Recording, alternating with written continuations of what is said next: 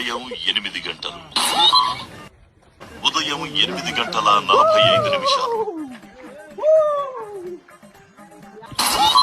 ఉదయం 11 గంటలు. ఎండ పడింగ్స్, చెమట పుట్టింగ్స్, గసపోసింగ్స్, నీ అక్క పండగ.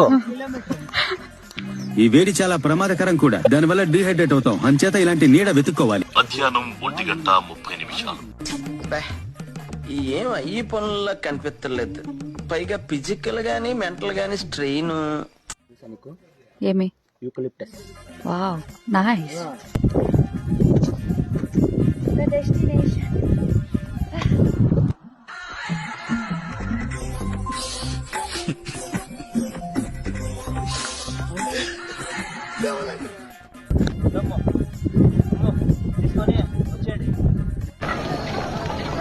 ఇట్టాడిదేదో అవుద్దని అన్నిసార్లు అడిగారు.